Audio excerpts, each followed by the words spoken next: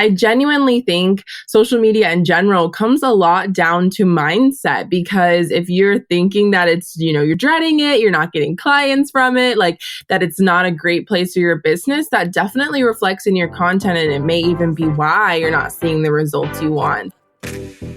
This is Debbie, and welcome to another episode of The Offbeat Life, where I speak to inspiring individuals who ditched the norm to become location independent. We'll learn how to create sustainable laptop lifestyles from the experts that will help us achieve freedom from our 9-to-5. On this week's episode, I'm so excited to speak with Natasha Samuel, who is a social media strategist and educator. Natasha is the founder of Soul Studio, an Instagram creative studio that specializes in storytelling and strategy. So listen on to find out how Natasha teaches how to effectively use social media in order to shine online. Hey everyone, thank you so much for being here. I'm really excited to speak with Natasha today. Hey Natasha, how are you? I'm good. I'm so excited to be here. Thank you so much for joining us. Can you tell us a little bit more about you and why you live an offbeat life? Yes. So I am the founder of Soul Studio, which is an Instagram studio, and we focus on storytelling and creative content.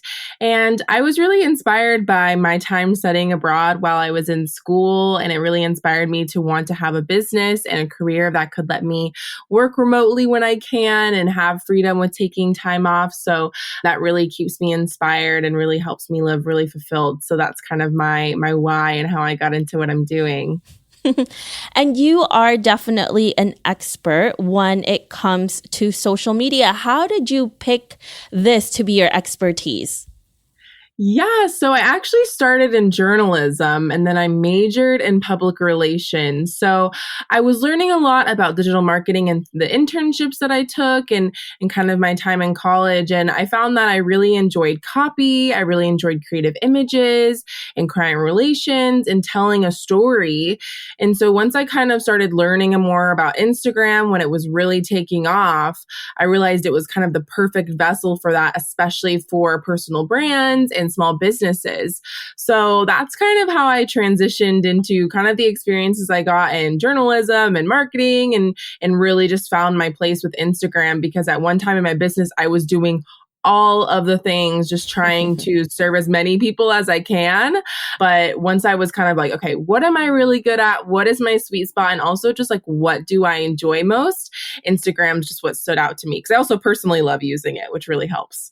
It's kind of a hit or miss with a lot of people, right? You will hear people complain about it and some people will swear by it. But I guess it's just using it in a way where it's not just about counting your followers. It's really about doing what you need to do to increase revenue for your business too, and doing it wisely. Absolutely. I always like to preach being very intentional with your time on Instagram, whether it's what you're consuming, who you're following, but also what you're putting out, because I genuinely think social media in general comes a lot down to mindset, because if you're thinking that it's, you're dreading it, you're not getting clients from it, like that it's not a great place for your business, that definitely reflects in your content, and it may even be why you're not seeing the results you want. So I feel like having fun with the platform, even though, Instagram throws wrenches in my day to day when I'm managing client accounts and just with all the new changes and stuff. But I always just try to embrace it and kind of think of it as an exciting, fun thing versus like dreading it. So it's just always kind of shifting that mindset around it.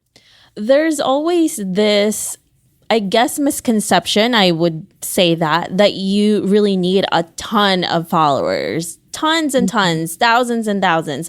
What are you thinking about that thought process from a lot of people? And sometimes they just give up. They don't even try because of that. Totally. So even a really amazing Instagram guru, Elise Dharma, she mentioned how the more her account's grown, the less her engagement has gotten, the more, spammy accounts she's attracted, and just overall, the less people that follow her are actually even seeing her content.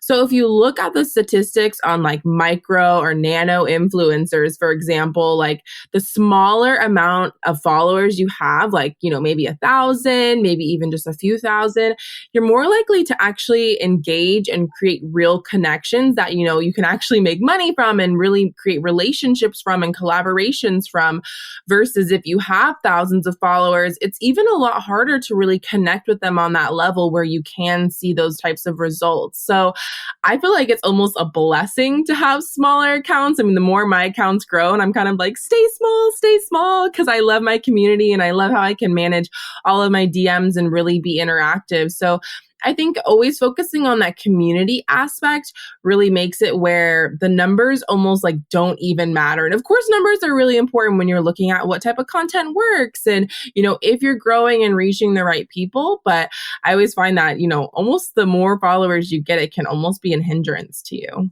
I love that you are thinking the total opposite from what most people are doing, because you have so many strategies now on how to grow your social media account. But I can definitely vouch for that. Once I hit 10,000, after that, it was really hard to keep people engaged because, like, Elise, I love Elise. She is really right when it comes to that. There's just, I don't know, maybe they're doing something with the algorithm. I have no idea, but you're right. Less people are definitely seeing your content. So I am with you on that one, Natasha. Keep small and keep them engaged and give valuable tips and lessons for them because you will keep them there.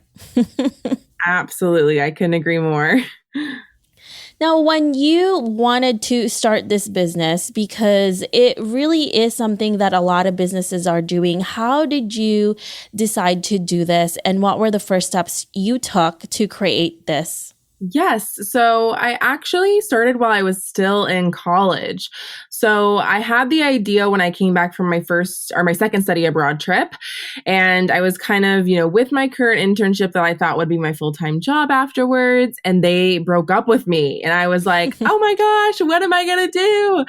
And so I really sat down and was like, what is my real dream job? Like, had a little bit of a crisis, was like, what am I going to do for the rest of my life once I graduate?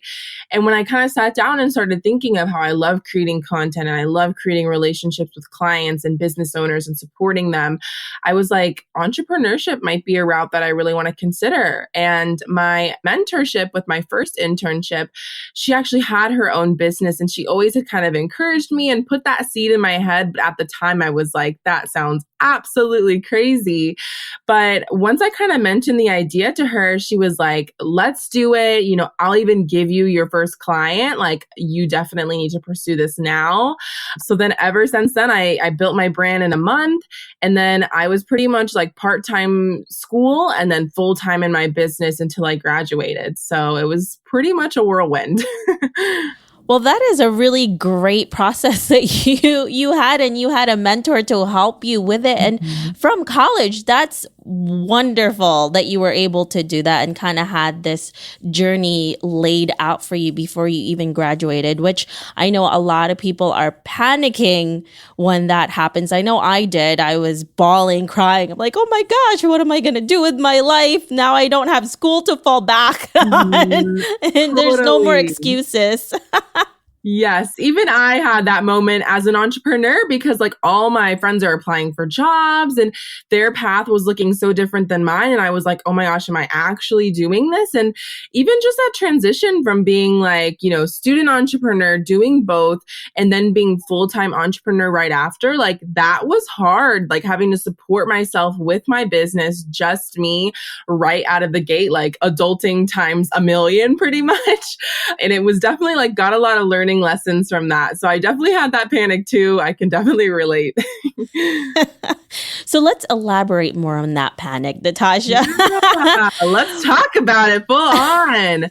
Well, I feel like, when you become an adult, quote unquote, you don't have that path set out for you, like you were saying. And so figuring out how I was going to have like health insurance and how I was going to support myself and pay rent every month and what was important for me to invest in and what wasn't important for me to invest in. What conferences should I go to? Like there's so many things when you create your own money, but you also are the one investing back into yourself in a completely different way than if you have a career and you have benefits and all those different types of things. So finding that balance was really hard from the money standpoint, but also just from the balance standpoint. Because of course, while I was a student entrepreneur, I was just hustling. Like I was in the library, whether I was doing work or I was doing school. I was just always working when I had the time, and I had to make sacrifices so I could really build my business to a point where I could go full time. So once I was full time, I had no boundaries. I would work all the time, day and night. I would even wake up in the middle of the night and work. Like it was just to the point where I was so anxious around it. And I really ran myself dry because there was no off time. And it's almost like I created the opposite of the freedom I was trying to achieve. Yeah. So I really had to sit back and be like, okay, what do I need to do to take care of myself and make this to a point where it's longevity and I'm not going to burn out? And that's when I really started taking my self-care really important. And I, started meal prepping, and I started having strict office hours and communication boundaries with my clients, and using things like downtime on my phone. So I wasn't scrolling on Instagram, engaging for clients in the middle of the night. Like really creating boundaries was really important for me to find that balance so I could kind of get out of that crisis stage. I mean, I still have that every once in a while. There's launch periods that are always crazy, or when you're adding a team member, like there's always going to be those seasons in entrepreneurship. But that period after college definitely taught me the importance of finding that balance and not running myself dry with my business. It's really, really hard to find that balance. And I think most entrepreneurs can definitely agree with you on that one, Natasha. It definitely happened to me, and it takes over your whole life, especially in the beginning. But you know what? I feel like it's kind of what we have to go through in order to learn what works and what doesn't with us. And even now, when we have assistants and other people to help us, it's still hard to not find more work, because I think that with me, when you have less work because you have other people doing those other tasks, you try to find more things to do. And you're like, this is not right? This is not right that I'm working less now. What's happening? I feel really lazy. So let's try not to do that too much. I can relate to that in so many ways, is like figuring out like what are the really important things that are moving your business forward, and what am I adding on just because I have the idea and it seems really fun. Because it's a big difference. Absolutely. Absolutely. It's just really finding out. And I think because of the process that we had to go through, the grind we had to go through, you really find that out. So it is necessary. I believe in the beginning, some people may disagree with me, but I think those people already succeeded in other businesses and they know their process already and they're able to work less. But if you've never had a business before, you're going to go through the grind. Don't feel bad. Sometimes you feel like nothing is happening and you're just working to work. And believe me, that's happened to all of us, but you keep learning. Yes, I completely agree with that. It's just like enjoy and embrace the hustle while also being super self-aware and taking care of yourself and learning from every lesson. Like every single thing that might seem like a setback is going to teach you so much in the long run. Yeah. Now, speaking about setbacks, what has been the biggest one for you, Natasha, and how did you handle it? Yeah. So the biggest setback, I mean, even just when I said that, the first idea that came to mind is actually when I launched my course right after college, by the way, like a crazy person. When I launched my first course, it didn't sell initially. It just didn't. And I went into it knowing that I've heard courses take time. They're not always perfect the first time around. Like it won't always click and sell that initial time. So I went into it really like nourishing my mind. And I was like, this is a learning lesson. It's not going to be perfect. So even afterwards, when the launch happened, I wasn't sad about it. I was like, I learned so much about making a course. I pivoted the platforms I was on. I changed the type of content I was creating in my courses. I changed the layout. I revamped everything. So now a whole year later, when I relaunched my course, it was a really successful launch. I even surpassed my goals with it, which was really amazing. So even though it seemed like, people were like, oh my gosh, you had an unsuccessful course launch, you didn't sell anything, like that is horrible. That's my nightmare.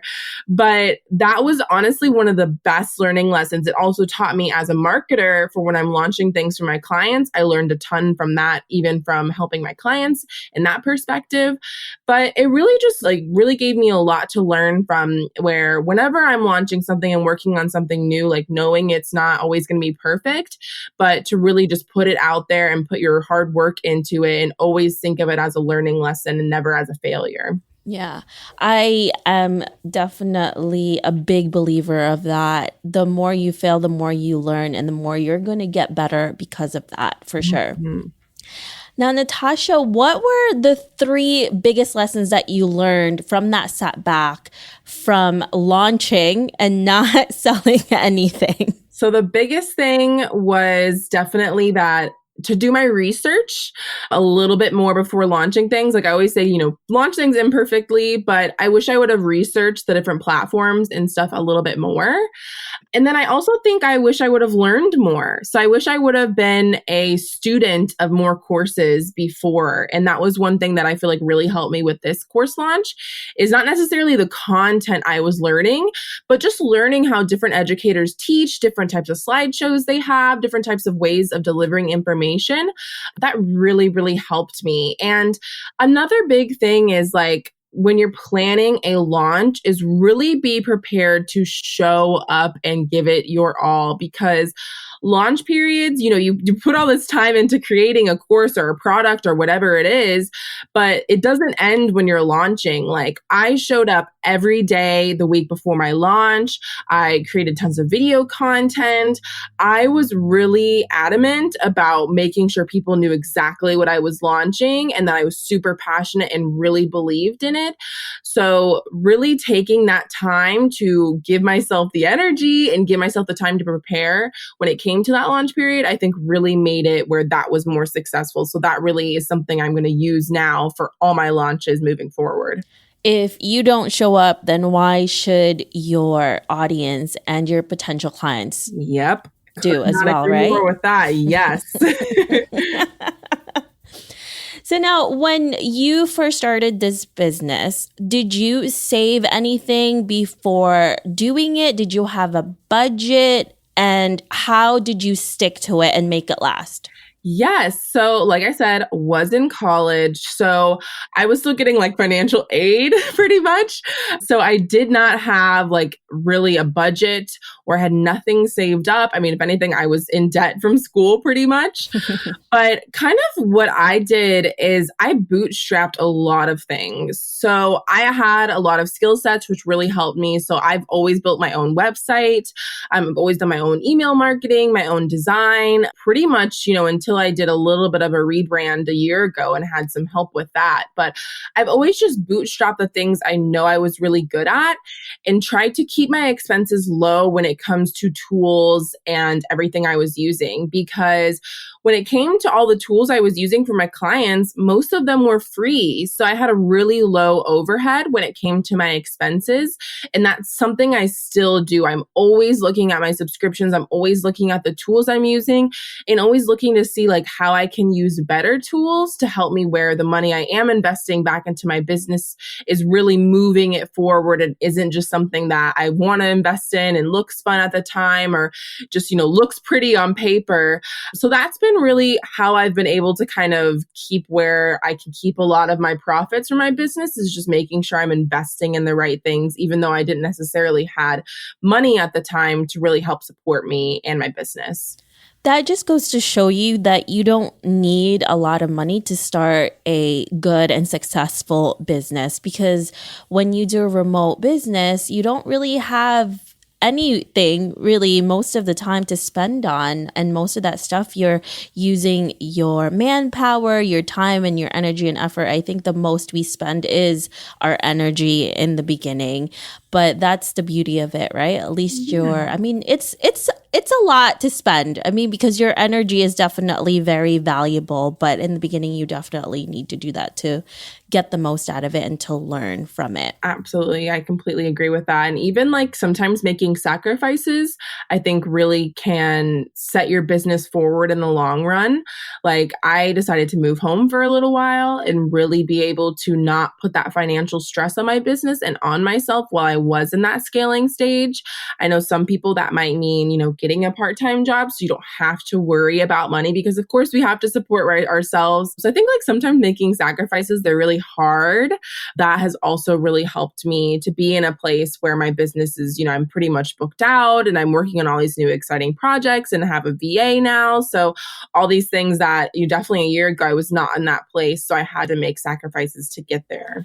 It's definitely something that we all need to do. And I think it's a smart way of doing it, because otherwise you're going to spend money that you don't have, and then you're going to be in debt and you're going to be screwed if you do that. And I always say, don't spend money yet unless you're making money, Yes. and which means you're doing it right. Yes, I agree. I feel like I think there's some things that are definitely worth investing in, but I think especially in your initial stages is like just make what you can and then invest that back in your business. Like don't open up a bunch of credit cards. Don't go into debt. Don't feel like you need to spend, $5,000 on a coach. Like make sure you're really just getting the systems down. And I think that'll really help you. So I could not agree with you more. Like always try to avoid debt if you can. Not that that's bad, but I think that, using your money in a smart way. Do you use any tools online that you use to track where you're spending money, saving money, and all of those things to just make your life easier? Yes. So when it comes to money tools, I love my invoicing tool, Wave. And that's actually what I do for my bookkeeping as well. And it's a free tool. I use it for invoicing, reoccurring invoicing, uploading receipts, all of that stuff. So that's a really great tool for actually like invoicing and getting your money. But the main thing for budgeting is Mint is a really good app that is free and you can have different categories. You can set different budgets for everything and it lets you know if you're over or under budget. So that's a really helpful tool. And the other thing that really helps me with money is Mile IQ. It's an app that actually tracks your miles. And I know initially I was like, well, I don't need to track my miles. Like I'm not a photographer or someone that actually like travels for work. But when I was really looking, like going to coffee shops, going to meetings, like going to networking events, like going to client meetings and photo shoots, like all of those are miles you can write off. So having something that automatically tracks it for you and you just have to label if it's personal or business has been something that really helps me as well with kind of like managing and tracking my money. But I'd say the biggest thing that I wish I would have done sooner is definitely get a good tax accountant and definitely like separate your accounts. Like I cannot believe it took me so long, but having separate savings accounts for your different goals and for your business and for your taxes and having separate checking accounts for, your different expenses, whether it's personal and business, like makes your life so much easier in the long run. So those are like the main things that really help me with my money. You don't want to be doing that last minute and No, you're like 2:00 in the morning, you're ripping your hair out because, taxes are due tomorrow and you don't want to be fined. Exactly. I feel like that's the scariest part of entrepreneurship sometimes for most people is thinking like taxes, like I have to pay the government, like I don't get, anything in return. Like, no, it's scary, but being prepared definitely helps. Those are such great tools that you gave us, Natasha. And I'm going to check out a bunch of those because I haven't seen those. I definitely use Mint though. Yeah. And I'll check out the other ones that you've talked about. Let's fast forward to 50 years from now and you're looking back at your life.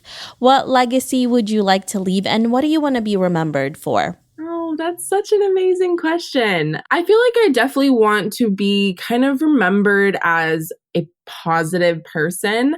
I feel like when people message me that my story or my post just like made them smile or made their day brighter, that's always something that's been really important to me as Soul Studio is, you see the yellow, you see the sunshine, and that's really something I want to exude. And I want that to be something I'm remembered for.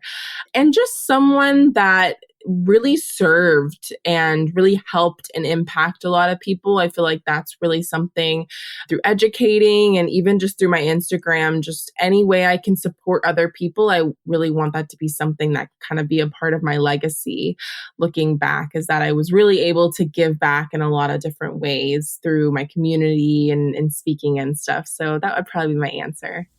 That is such a great legacy to leave, and you're definitely doing that, especially on Instagram. And I'm really excited to talk to you for our extended interview, where you're going to be giving us a lot of your tips and tricks on how you can actually land clients from Instagram and also create content while you're busy and you're on the road. So I'm so excited for that, Natasha. Me too. I love it. Getting clients on Instagram, that is my jam.